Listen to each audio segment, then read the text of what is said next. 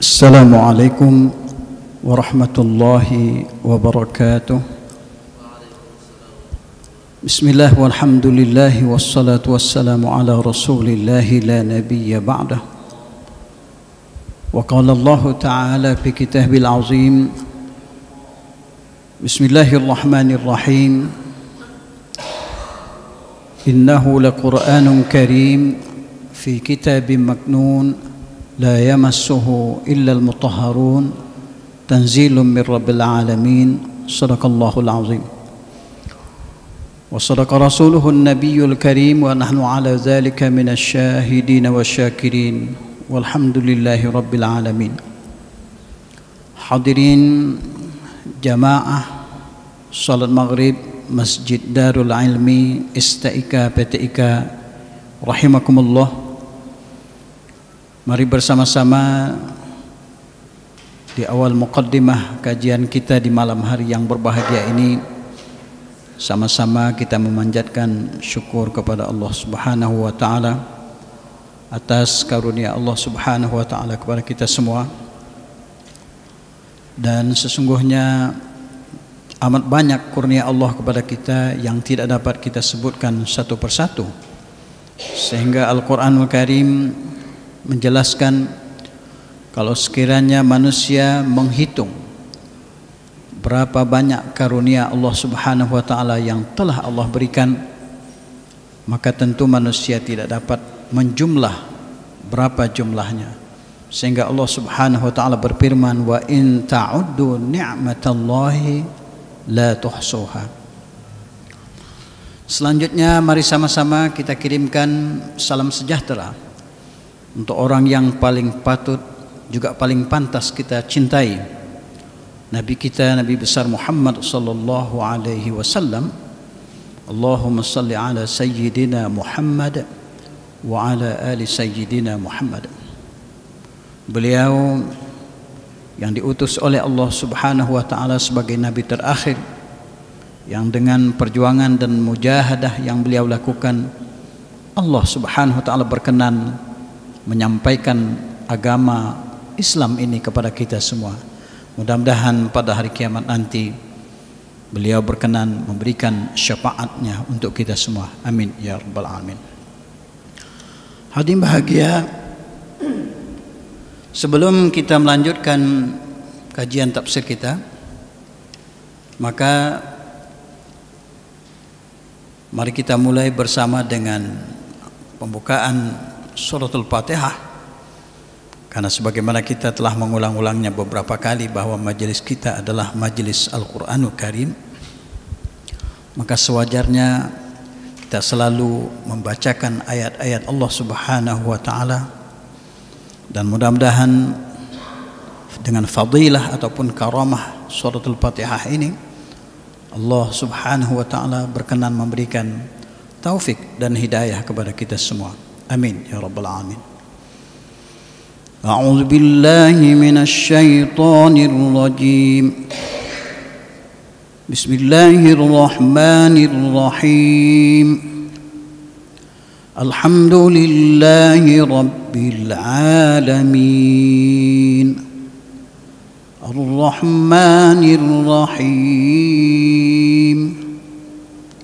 Maliki yaumiddin. إياك نعبد وإياك نستعين اهدنا الصراط المستقيم صراط الذين أنعمت عليهم غير المغضوب عليهم ولا الضالين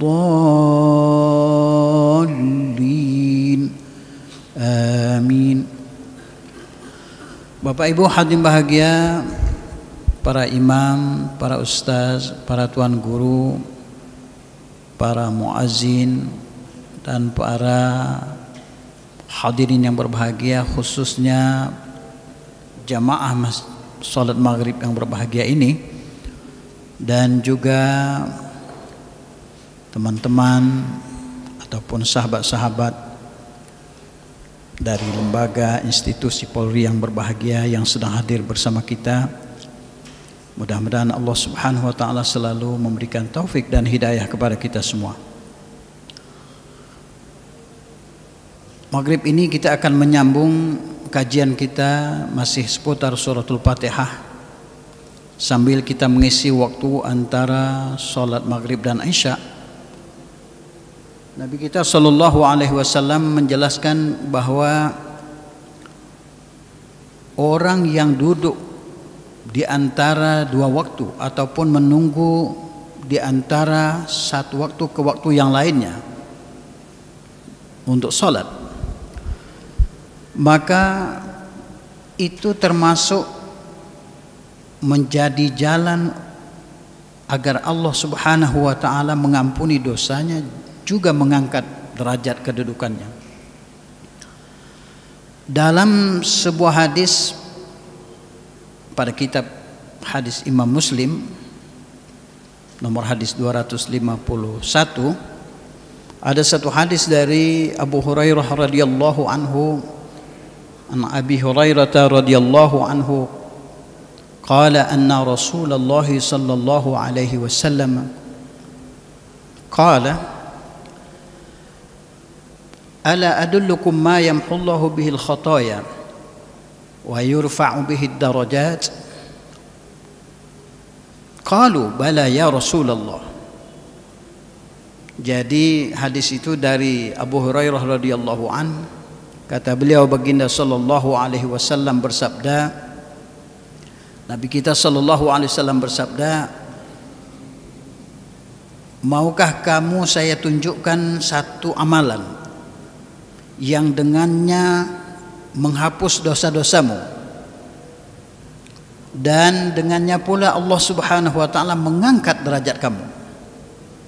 Maka sahabat berkata, tentu ya Rasulullah sallallahu alaihi wasallam.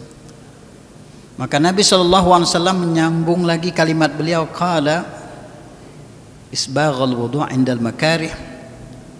Ada kalimat isbaghal wudu' 'alal makarih wa kasratul khata' ila al masajid wa intizarus salah ba'da salah fadzalikumur ribat rawahu Muslim. Nabi kita sallallahu alaihi wasallam bersabda, kata beliau, ada amalan yang dengannya Allah mengampuni dosa kamu, dan juga dengan amalan itu Allah mengangkat derajat kamu.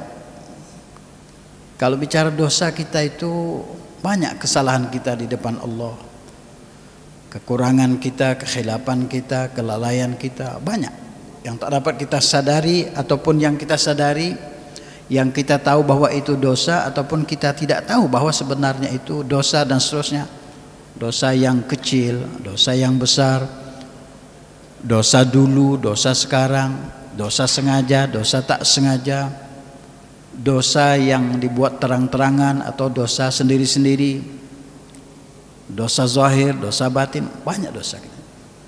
Tapi dengan amalan itu, kata Nabi sallallahu alaihi wasallam, kamu akan diampunkan oleh Allah Subhanahu wa taala, juga kamu akan dinaikkan derajatmu di sisi Allah Subhanahu wa taala. Apa itu?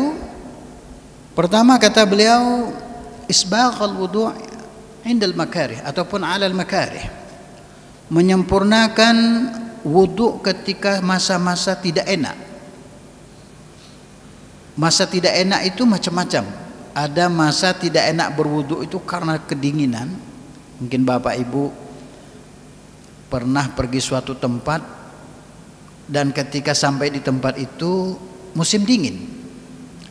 Itu jangankan kita mau berwudu, kita menyentuh air itu saja sangat dingin rasanya. Kita mau buang air untuk istinja itu dingin sekali. Saya juga pernah berpengalaman, pernah beberapa kali ke sebuah tempat di luar. Itu suhu di luar negara dengan kita ini kan berbeda. Ketika kita, suhu kita ini hawanya sedang-sedang saja, tidak panas tidak dingin, tapi ketika kita bertemu satu tempat yang suhunya musim dingin, kita itu seperti ikan yang diletakkan di dalam freezer, dingin sekali. seolah-olah membeku. Maka Nabi sallallahu alaihi wasallam bilang dengan sabda beliau, isbaghul wudu' indal makarih, ataupun isbaghul wudu' 'alal makarih, menyempurnakan wudu masa-masa tidak enak itu termasuk perkara besar. Pengennya kita sebenarnya kalau masa-masa dingin itu kita wudunya tayamum atau apa, tapi tidak bisa karena memang ya posisi kita ada air, tidak ada sebab untuk kita tayamum. Air ada, kita pun tidak sakit. Karena hukum untuk tayamum itu punya porsi sendiri hukumnya. Tapi kita harus menyempurnakan wudu itu. Basuh muka, basuh tangan, kepala, kaki dan seterusnya, telinga, kaki dan seterusnya. Itu termasuk perkara yang besar. Lalu wa kasratul khata' ilal masajid, dan memperbanyak langkah ke masjid. Itu termasuk mengampunkan dosa, juga menaikkan derajat kita di sisi Allah Subhanahu wa taala. Terakhir yang sekarang kita lakukan ini, wantizarus shalah ba'da shalah, menunggu satu salat lagi setelah salat. Nah, ini dia. Ini memang kelihatannya mungkin Bapak Ibu duduk saja, diam saja, ataupun tidak baca Quran, tidak zikir, tidak salat sunat, diam saja, tapi dengan niat untuk menunggu salat berikutnya. Karena tadi kita baru habis salat maghrib, lalu berikutnya kita akan menunggu salat isya. Maka antara maghrib dan isya'nya itu disebut wantizarus shalah ba'da shalah. Jadi menunggu kita dari satu salat dengan salat yang berikutnya itu, itulah yang dikatakan oleh Nabi tadi. Maka kata Nabi sallallahu alaihi wasallam, tiga hal ini adalah hal penting. Kalau kamu dapat melakukan itu, maka dengannya Allah Subhanahu wa taala mengampuni dosa kamu, juga mengangkat derajatmu di sisinya. Lalu Nabi sallallahu alaihi wasallam menyambung sabda beliau, fadzalikumur ribat, fadzalikumur ribat. Maka yang demikian itu adalah benteng bagi kamu. Nabi mengulang lagi, yang demikian itu adalah benteng bagi kamu. Hadirin yang berbahagia, mudah-mudahan Allah Subhanahu wa taala memberikan taufik dan hidayah kepada kita semua untuk dapat mengamalkan apa yang dipetuahkan ataupun apa yang diajarkan oleh Nabi kita Muhammad sallallahu alaihi wasallam. Bapak Ibu hadirin bahagia, jamaah Masjid Darul Ilmi rahimakumullah, kembali menyambung kajian kita pada tafsir surah Al-Fatihah. Pada pertemuan yang lalu kita sampai kepada ihdinas siratal mustaqim, di mana Allah Subhanahu wa taala menjelaskan kepada kita bahwa kita dikehendaki untuk selalu memohon kepada Allah petunjuk. Maka di dalam ayat ke-6 ini, sebagaimana dulu kita telah membahas bahwa dua penggalan Fatihah itu, satu penggalan untuk Allah, lalu penggalan berikutnya untuk kita sebagai hamba. Maka ihdinas siratal mustaqim ini menjadi salah satu permohonan kita yang amat-amat penting kepada Allah. Arti harfiahnya itu bahwa kita memohon kepada Allah jalan yang lurus. Banyak ahli tafsir membuat terjemahan atas sirat. Di sini kan tunjuknya ihdinas siratal mustaqim, tunjuki kami jalan yang lurus. Ada yang menyebut as-sirat di situ adalah al-Islam, agama Islam itu sendiri as-sirat. Ada juga ahli tafsir menyebut as-sirat bermakna Al-Quranul Karim, yakni berpegang dengan Al-Quran itu sendiri sebagai satu jalan. Tapi jalan yang lurus itu, yang dikehendaki oleh Allah itu Al-Quran menjelaskan sendiri. Apa itu jalan yang lurus? Petunjuk yang lurus itu apa? Jadi bicara agama itu sejatinya pertama sekali panduannya adalah kitab suci Al-Quran Karim. Bukan omong-omong saja, bukan buah karya ataupun kata-kata ataupun pemikiran orang-orang. Maka agama itu harus menggunakan dasar yang kuat. Karena dasar utama agama itu adalah Quran, maka rujukan pertama dalilnya itu dasarnya adalah kitab suci Al-Quran Karim. Sebelum kita lanjutkan, agama itu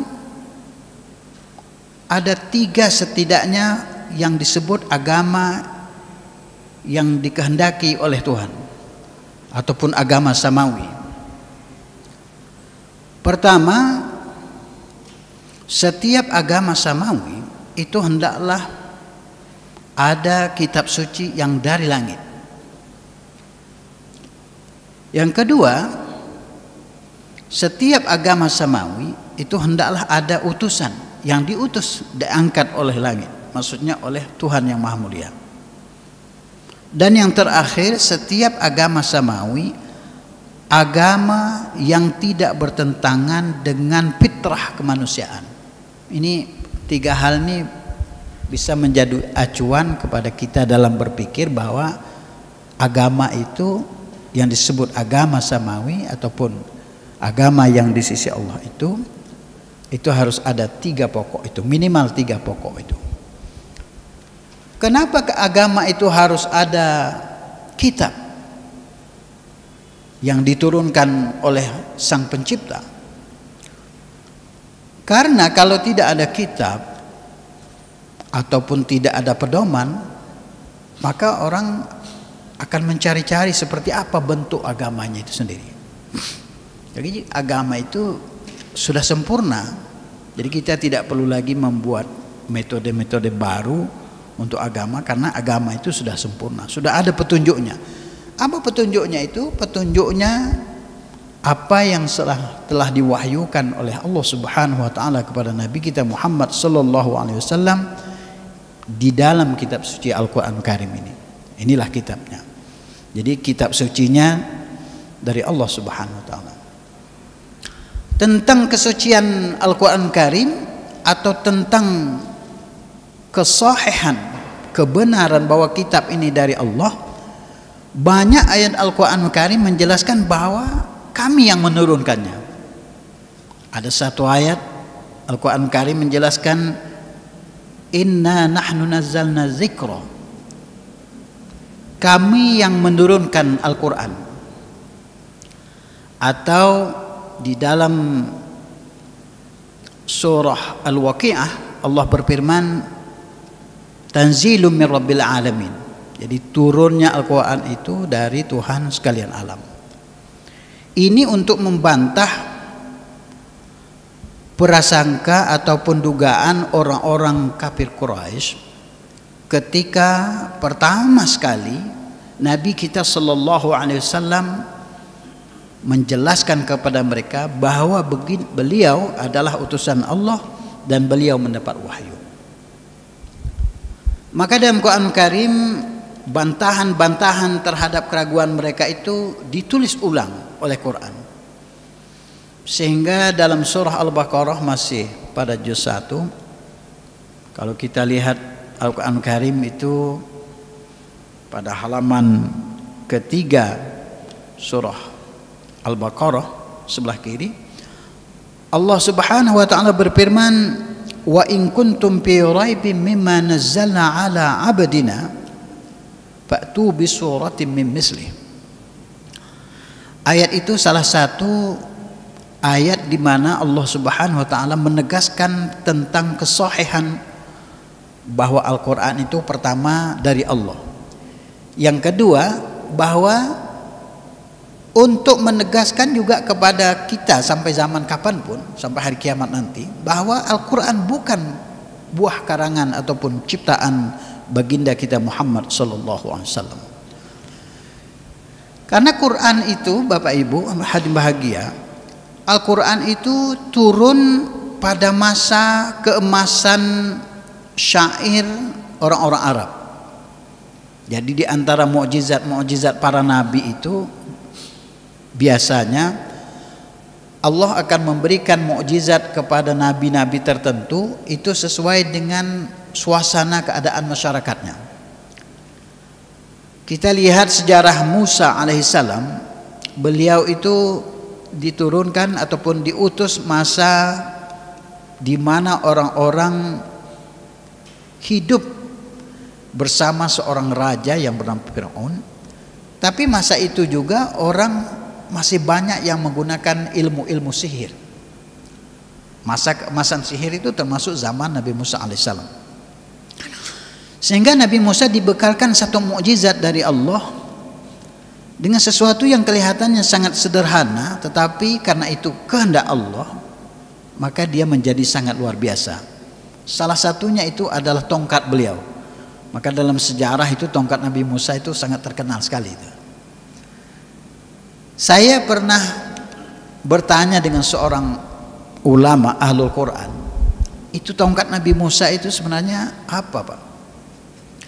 Kata beliau, tongkat Nabi Musa itu bukan terbuat dari kayu yang diukir gitu, kemudian disaluti dengan emas, perak, bukan. Itu hanya merupakan ranting kayu yang diambil oleh Nabi Musa.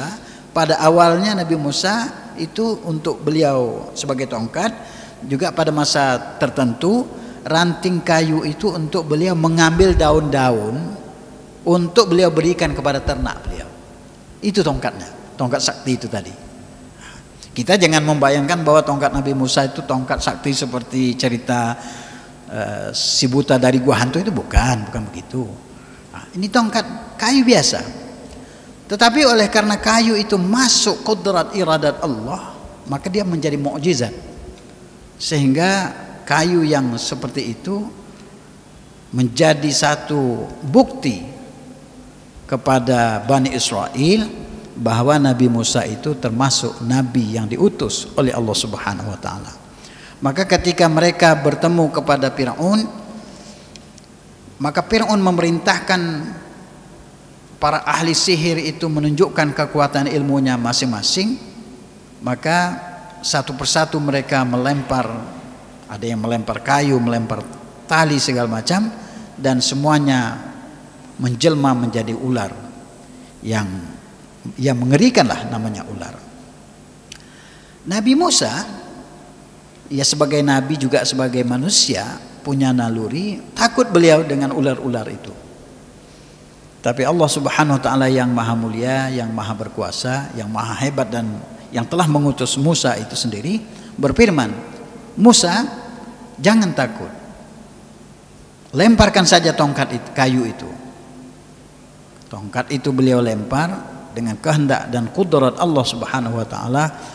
Kayu yang tadi itu biasa-biasa saja, tapi ketika dilempar maka telah menjelma dengan izin Allah menjadi satu ular yang sangat besar. Yang besarnya itu dengan sekali tarikan napasnya, menurut ahli sejarah dalam kisah Musa itu, sekali tarikan napasnya itu semua ular-ular ahli sihir tadi masuk ke dalam perutnya. Nah, ahli sihir ketika melihat kejadian yang luar biasa itu berkata, ini sebenarnya bukan sihir, karena sihir tidak mampu sampai setinggi itu. Maka sebahagian mereka itu beriman kepada Allah dan beriman dengan ajaran yang dibawa oleh Nabi Musa alaihissalam. Maka Nabi kita sallallahu alaihi wasallam itu beliau diturunkan ataupun diutus di mana masa itu adalah masa kejayaannya ataupun masa emasnya syair-syair orang Arab. Sehingga orang Arab itu kalau dalam setiap tahun itu kan ada lomba, ada musabaqah syair. Maka orang-orang yang syairnya itu bagus, terbaik, itu menurut ada sebuah kitab saya baca, itu akan ditulis di dinding-dinding Ka'bah sampai tahun berikutnya, 1 tahun. Itu saking hebatnya itu. Maka Nabi kita SAW diturunkan dengan Al-Quranul Karim sebagai salah satu mukjizat beliau yang terbesar. Jadi Quran ini bukan biasa-biasa, ini luar biasa kitab suci kita ini sebagai mukjizat. Maka Nabi SAW diturunkan dengan membawa Al-Quran, menyampaikan Quran, dengan membacakan Quran. Maka Quran itu salah satu, dia itu al-mu'jizus syu'ra, yang mengalahkan ataupun melemahkan syair-syair. Jadi Quran itu luar biasa. Tapi Quranul Karim bukan syair. Wa ma huwa biqauli syair. Atau Quran itu karena ketinggian ayat-ayatnya, kandungan hikmah yang ada di dalamnya itu, kita baca ayat-ayat tertentu dengan izin Allah sembuhlah orang umpamanya. Tapi Quran bukan mantra, wala biqauliha kahin. Jadi Quran itu bukan syair, juga bukan mantra, tapi dia adalah firman Allah Subhanahu wa taala. Maka kita kembali kepada ayat. Ihdinas siratal mustaqim, tunjuki kami jalan yang lurus. Maka jalan ini, jalan yang dikehendaki oleh Allah Subhanahu wa taala ini adalah jalan yang menuju keridhaan Allah. Tapi kita tidak tahu bagaimana jalan yang Allah kehendaki itu kalau Allah sendiri tidak menjelaskannya. Apakah jalan sampai kepada Tuhan itu tidak makan, tidak minum, ataupun tidak kawin selama-lamanya, atau bagaimana, kita tidak tahu, atau bertapa sampai akhir hayat, kita tidak tahu. Tapi Al-Quranul Karim menjelaskan lagi bahwa jalan yang lurus itu adalah jalan siratal ladzina an'amta alaihim, jalan orang-orang yang telah engkau beri nikmat atas mereka. Nah, jalan orang yang telah diberi nikmat atas mereka ini itu diterjemahkan lagi ataupun ditafsir lagi oleh Al-Quranul Karim. Siapa mereka? Kalau kita ini kan berpikir orang yang telah diberi nikmat ini kan kita ukur dengan kehidupan kita. Kalau kita punya uang 100.000, berarti uang orang yang mendapat karunia 200.000 lebih bernikmat dengan kita. Tapi tidak begitu. Dalam Al-Quranul Karim pada surah An-Nisa ayat 68 dan 69, Allah Subhanahu wa taala berfirman, "Wa lahadainahum siratan mustaqima." Dan kami tunjuki mereka jalan yang lurus. Apa itu? Siratal ladzina an'amta 'alaihim minan nabiyyina was-siddiqina wasyuhada'i was-salihin. Jadi jalan orang yang telah diberi nikmat atas mereka itu adalah pertama apa yang sudah ditempuh oleh para nabi. Nah, itu orang yang telah diakui oleh Al-Quranul Karim, itu yang sebenar-benarnya nikmat. Jadi janganlah sekali-kali mengukur bahwa materi itu nikmat utama. Jangan. Memang benar kita perlu makan, minum, rumah, tempat tinggal, pekerjaan, posisi, itu juga nikmat Allah Subhanahu wa taala. Tapi nikmat-nikmat itu adalah nikmat yang sementara, yang tidak kekal. Kita bertahan dengan kekuatan harta, umur kita akan memisahkannya. Kita bertahan dengan kehebatan kekuasaan, jabatan kita akan memisahkannya. Kita bertahan dengan popularitas ataupun ketenaran kita, ada masanya nanti akhir dari segalanya. Tapi Quran menggambarkan orang yang telah diberi nikmat atas mereka itu, contohnya itu adalah minan nabiyyin was-siddiqin wasyuhada was-salihin. Dari kalangan para nabi, orang-orang siddiq, orang-orang yang benar, orang-orang yang syahid di sisi Allah Subhanahu wa taala, dan orang-orang saleh. Nah, ini orang-orang saleh. Kalau nomor 1, 2, 3 nabi, siddiq, syuhada, mungkin ya bukan mungkin, kalau nabi memang tidak bisa kita, bukan era kita lagi, sudah berlalu. Siddiq juga kita mungkin tidak dapat mencapai makom itu. Syuhada juga mungkin kita tak sampai ke makom itu. Tapi ada satu makom yang terbuka lebar sampai hari kiamat. Apa itu? Makom soleh.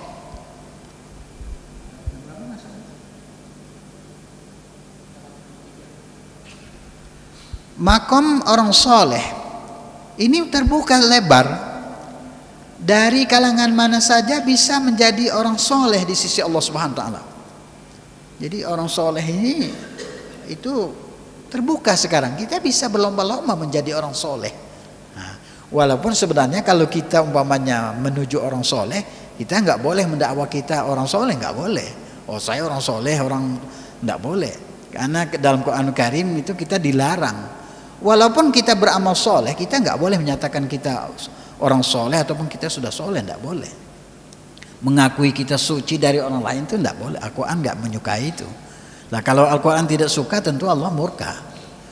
Dalam surah An-Najm ayat 32 itu Allah Subhanahu wa taala melarang, "Fala tuzakku anfusakum huwa a'lamu bimanittaqo."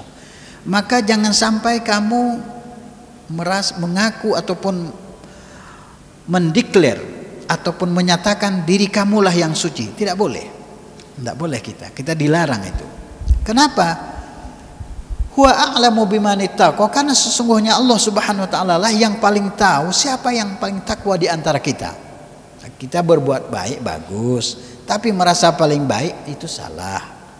Kita beramal soleh bagus, tapi merasa paling soleh, itu tidak baik, tidak soleh jadinya. Kita bertakwa bagus, tapi merasa paling takwa, itu tak bagus. Itu. Kita dermawan bagus, tapi merasa dermawan, paling dermawan, itu juga salah. Itu. Karena di atas kebaikan itu ada lagi yang lebih baik. Oleh sebab itu, kita dianjurkan untuk selalu bersifat sederhana dalam segala hal, dalam hal agama, dalam hal dunia, dalam berkata-kata, dalam hal urusan keduniaan, semuanya diajarkan sederhana. Bahkan dalam hal orang yang belanja atas hartanya pun, walaupun itu harta dia nggak boleh israf, nggak boleh berlebih-lebihan. Nah, kalau orang tanya, kenapa belanja? Sudah ada baju, beli baju lagi. Ini contoh ya, contoh. Nah, baju yang lama masih bagus, kenapa tidak dipakai dan seterusnya. Itu israfnya. Kalau kita jawab, iya kan harta kita, harta saya dan seterusnya. Tapi Quran sebagai panduan kita tidak mengajarkan hal seperti itu. Kita dikehendaki untuk sederhana. Sehingga Quran Karim menjelaskan kepada kita, walladzina idza anfaqu lam yusrifu wa lam yaqturu. Jadi orang Islam yang baik itu, orang beriman yang baik itu kalau menafkahkan dirinya, keluarganya itu tidaklah terlalu mubazir, boros, juga tidak kikir. Wa kana baina dzalika qawama. Jadi dia itu sedang-sedang di antara keduanya. Nah, siratal mustaqim, ihdinas siratal mustaqim. Imam Ibnu Katsir, salah satu ulama yang mempunyai karya tafsir yang luar biasa, yaitu tafsir Ibnu Katsir, itu pernah menukil kenapa orang Islam itu yang sudah Islam, sudah sholat, sudah menjaga hukum-hukum Allah, tapi tiap hari terus meminta petunjuk. Ihdinas siratal mustaqim. Kan ayat ini ada dalam surah Al-Fatihah. Maka ayat ini wajib dibaca. Jadi di sana beliau jawab juga bahwa sesungguhnya kalau kita minta petunjuk di dalam diri kita kepada Allah, maka sebenarnya kita ingin Allah mempertahankan petunjuk itu kepada kita. Itu makanya kita minta terus. Sekarang orang itu dalam Islam, atau orang itu sebagai seorang yang baik di mata manusia lah, mungkin menurut ukuran manusia orang soleh. Tapi apakah kita dapat menjamin orang itu akan terus soleh baik sampai akhir hayatnya? Kita tidak tahu, karena sungguhnya harga hidayah ini, petunjuk ini mahal, sehingga Allah lah yang maha tahu bagaimana nanti akhir hayat orang itu. Maka sebagai seorang Islam kita harus meminta kepada Allah Subhanahu wa taala. Maka walaupun kita hari-hari terus meminta, tidak apa-apa, kita memang harus meminta. Karena sebagaimana sekarang kita dapat sholat Isya, nanti mudah-mudahan juga dapat sholat, tapi tidak ada jaminan di sisi kita ini bahwa besok kita akan mampu sholat. Itu hidayah Allah Subhanahu wa taala. Maka hidayah itu mahal, sebab itu walaupun kita sudah dalam beragama, walaupun kita sudah dalam tuntunan agama Allah Subhanahu wa taala, dalam Islam, dalam beribadah, dalam keimanan, tetap kita harus minta petunjuk Allah Subhanahu wa taala. Tidak ada kata kita berhenti minta petunjuk. Karena sesungguhnya bagaimana orang itu dapat bertahan dengan petunjuk Allah itu murni jaminan Allah Subhanahu wa taala. Walaupun hari ini mungkin ada seseorang A, umpamanya dia seorang yang soleh, orang yang taat, ataupun B, dia seorang wanita salehah, menutup aurat, tapi tidak menutup kemungkinan Allah merubah hatinya besok menjadi seorang A dan B yang tidak taat. Atau sebaliknya, kita bertemu seorang A dan B, lelaki dan wanita, hari ini dia belum salat, belum menutup aurat, belum menjaga ibadahnya dengan sempurna, tapi dengan kehebatan dan kuasa petunjuk hidayah Allah, besok atau lusa Allah menjadikan dia seorang yang paling taat, bahkan mungkin taatnya lebih dari kita yang hari ini. Oleh sebab itu, ketaatan ini ataupun hidayah ini mutlak dari Allah Subhanahu wa taala. Sehingga kita itu bagaimanapun posisi dan keadaannya harus selalu minta petunjuk kepada Allah Subhanahu wa taala. Dan kita tidak boleh mencela orang yang belum dapat petunjuk. Nah, ini. Jangankan orang yang belum dapat petunjuk untuk beribadah, orang yang di luar pahaman kita. Ini kan kita sebagai seorang muslim. Tapi walaupun kita berbeda keyakinan dengan orang yang di luar orang Islam, kita tidak boleh menghina pandangan dia tentang agama dia, tidak boleh. Dalam Al-Qur'anul Karim, Allah Subhanahu wa taala berfirman pada surah Al-An'am ayat 108, Allah berfirman, "Wala tasubbul ladzina yad'una min dunillahi fayasubbullaha adwan bighairi ilm."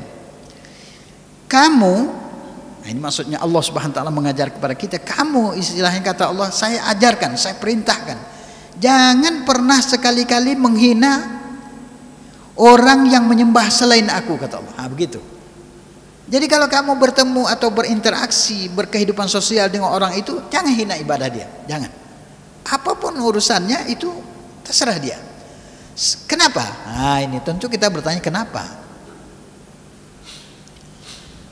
Karena sesungguhnya kata Allah, kalau kamu menghina cara dia beribadah atau Tuhan yang dia sembah, maka dampaknya ini nanti fayasubbullaha adwan bighairi ilm. Maka dia akan menghina Tuhan yang kamu sembah, yaitu Allah itu sendiri, dengan melampaui batas dan tanpa pengetahuan. Oleh sebab itu, kita hendaklah pandai-pandai menjaga diri. Surat Al-Fatihah ini menjadi acuan bagi kita, menjadi pegangan dasar bagi kita untuk berkehidupan, berinteraksi dengan di dunia luar. Kita boleh berkehidupan sosial dengan siapa saja di luar kita, dengan orang-orang yang beragama selain agama kita. Tapi Al-Quran menjelaskan jangan pernah sekali-kali kamu sebagai orang Islam mencela, menghina orang lain yang beribadah selain dengan cara Islam yang kamu yakini. Karena sungguhnya selagi manusia itu masih hidup, maka Allah mampu dan bebas untuk menjadikan dia muslimkah, menjadikan dia seorang penyembah berhalakah, atau menjadikan dia seorang yang ahli taat sampai istilahnya tingkat menjadi kekasih Allah kah, itu semua bebas di sisi Allah Subhanahu wa taala. Maka kita ini tugas kita hanya berbuat baik, mengajak dan menyeru manusia kepada kebaikan. Tapi urusan nanti bagaimana jadinya orang yang diajak, itu kembali kepada Allah Subhanahu wa taala. Allah lah yang Maha tahu siapa yang mendapat petunjuk, siapa pula yang tidak dapat petunjuk. Namun kita tidak boleh menghukum sama sekali bagaimana tentang orang di luar sana. Kita diajarkan ihdinas siratal mustaqim. Tuhan, tunjuki saya jalan yang lurus. Jalan yang lurus itu sudah dijelaskan tadi. Kemudian siratal ladzina an'amta alaihim, yaitu jalan orang-orang yang telah Engkau beri nikmat atas mereka. Tapi saya meminta kepada Engkau ghairil maghdubi alaihim waladdallin, bukan jalannya orang-orang yang Engkau murkai. Murka Allah itu luas. Waladdallin juga bukan jalannya orang yang sesat.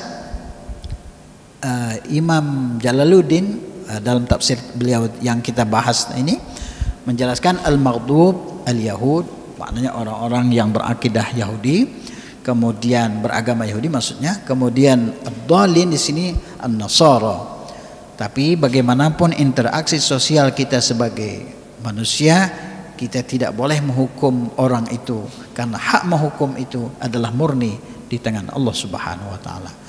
Sampai di situ tafsir suratul Fatihah kita, dan insyaallah pada minggu-minggu hadapan kita akan masuk bahasan pada surah berikutnya, yakni suratul Baqarah. Mudah-mudahan Allah Subhanahu wa taala mewariskan kepada kita sifat santun, sifat menghargai satu sama lain, dan sifat selalu rendah hati dan sederhana. Amin ya rabbal alamin. Demikian kajian kita malam hari yang berbahagia ini. Wabillahi taufiq wal hidayah. Mohon maaf lahir dan batin. Wassalamualaikum warahmatullahi wabarakatuh.